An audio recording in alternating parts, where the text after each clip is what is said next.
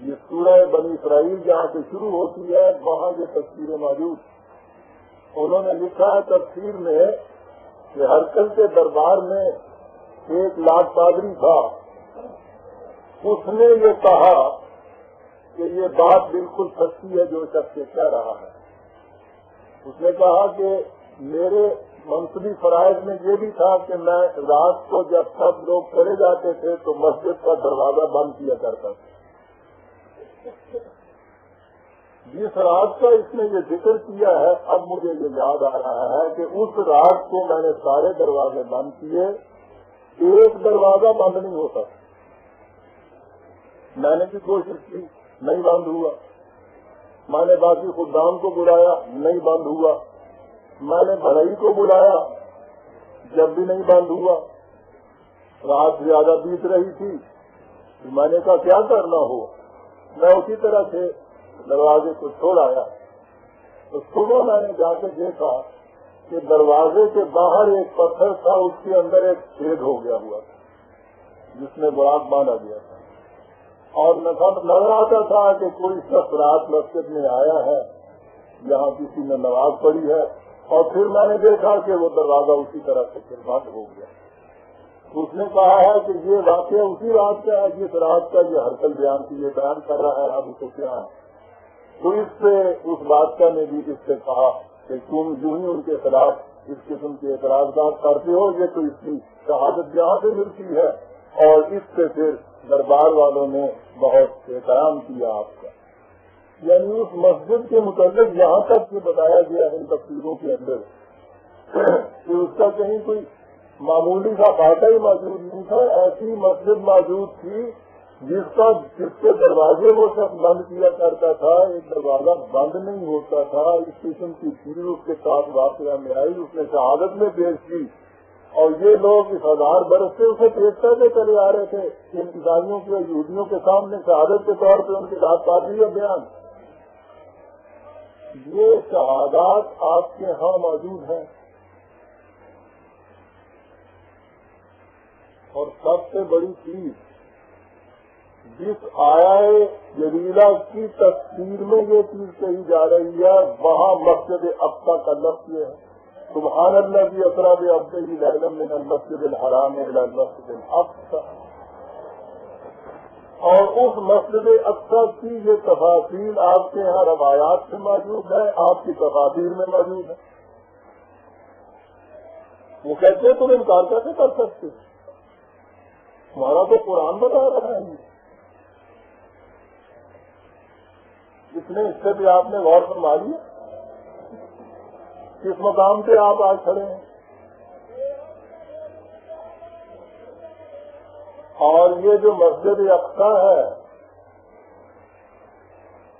یہ جسے کہا جاتا ہے کہ قرآن نے کہا کہ آپ مسجد حرام سے مسجد اقصی تشریف لے گئے. یہ مسجد اقصی حضور کی وفات کے کوئی 50-60 سال بعد بنی امیہ کے زمانے میں عبد الملک نے بنوائی.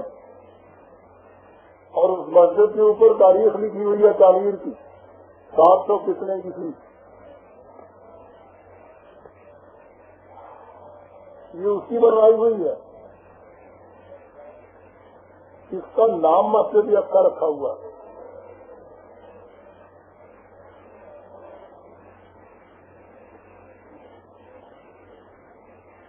غور فرمایا آپ نے کہ یہ کیا ہوا.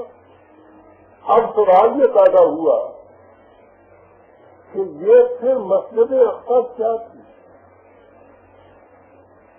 اور یہ ہے وہ چیز میں کہتا ہوں داد دینی پڑتی ہے اس قسم کے غیر مسلموں کی کہ کتنی دور کی بات ان کو سوچتی تھی اور اس کے پیش نظر کس طرح سے یہ آپ کے اس روایات کے مجموعوں میں ایسی وسیع روایتیں داخل کرتے تھے کہ جو بظاہر بڑی معصوم نظر آئے, بڑی مقدس نظر آئے, لیکن اس کے بعد اس قسم کی گرفت آپ کے اوپر ہو جائے کہ آپ اس میں سے نکل نہ سکیں. آپ کے ہاں جو یہ روایات ہیں کہ نبی اکرم صلی اللہ علیہ وسلم مکے میں رہتے ہوئے 13 سال تک اور 2 سال تک مدینے میں بھی 23 سالہ نبوت کی زندگی میں 15 سال تک آپ یہودیوں کے بیت المقدس کے ہیکل کی طرف رخ کر کے نماز پڑھتے رہے. آپ نے غور فرمایا کہ یہودیوں کا معبد جو تھا اس کی فضیلت کہاں پہ تھی؟ مکے میں آپ پیدا ہوئے، عرب سے آپ، ملت ابیکم ابراہیم قرآن کے اندر بار بار لکھا ہوا ہے. قرآن میں یہ لکھا ہوا ہے کہ حضرت ابراہیم علیہ السلام نے یہ پہلا گھر خدا کا انا اول بیت وضع للناس ببکۃ مبارکہ، سب سے پہلا گھر خدا کا دنیا میں حضرت ابراہیم علیہ السلام نے اس کعبہ کو بنایا. حضرت ابراہیم علیہ السلام کی نسل میں سے بھی آپ، قریش میں سے، عربوں میں سے، ملت ابیکم ابراہیمہ کے دائی آپ، دعویٰ یہ تھا کہ میں اسی کی ملت میں ہوں اور اسی کا دین جو خدا نے ان کو دیا تھا اس کے اعزاز کے لیے آیا ہوں. تو آپ تصور بھی کر سکتے ہیں کہ کعبہ اس زمانے میں، یہ تو ٹھیک ہے کہ جو مسلمانوں کا اس اعتبار سے وہ قبلہ ہے، ابھی تو وہ چیز نہیں تھی، لیکن خود عربوں کے ہاں اور مکے والوں کے ہاں وہ کتنا زیادہ اہمیت رکھتا تھا.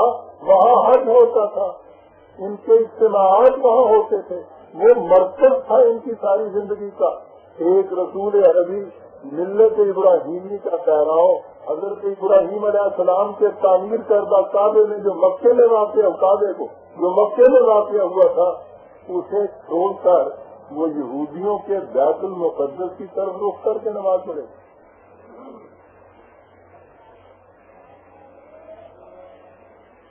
آپ دیکھتے ہیں کہ اس کعبے کے مقابلے میں یہودیوں کے اس معبد کو ترجیح دینے کے لیے کیا گیا، یہ روایات آپ یہاں رکھتی ہیں.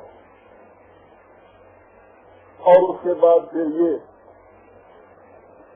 کہ مدینے میں آپ نماز ایک دن پڑھ رہے تھے اور اس نماز کی حالت میں یہ خدا کی طرف سے حکم آیا کہ نہیں، رخ اپنا بدل کے کعبے کی طرف کیجیے. اس کا ذرا ذہن میں نقشہ بنائیے کیا بنتا ہے. یہ جو پہلے کہا ہے نا کہ مکے میں جب آپ تھے تو ادھر ایک ہی طرف رخ کرتا تھا، یہاں مکہ، یہاں بیت المقدس.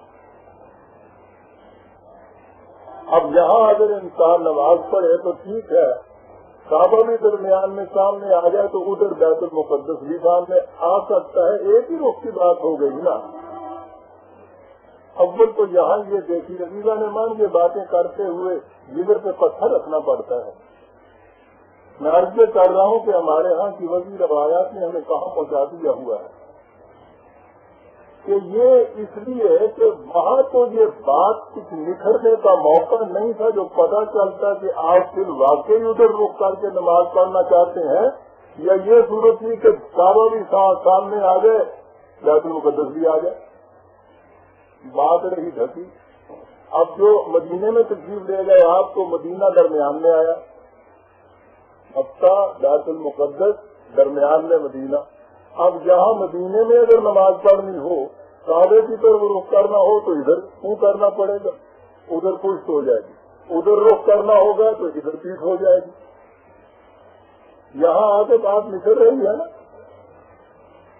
تو جہاں مدینے میں 2 سال تک آپ ادھر رک کر کے نماز پڑھتے رہے، پھر یہ حکم آیا نماز کی حالت میں. آپ سوچیے کہ مسجد میں کھڑے ہوئے باجماعت آپ نماز پڑھ رہے تھے، پڑھا رہے تھے، اس میں یہ چیز آئی تو رخ کیا ہوا تھا آپ نے ادھر، اور اس کے بعد رخ کرنا ہے ادھر بغیر پوری جماعت کے.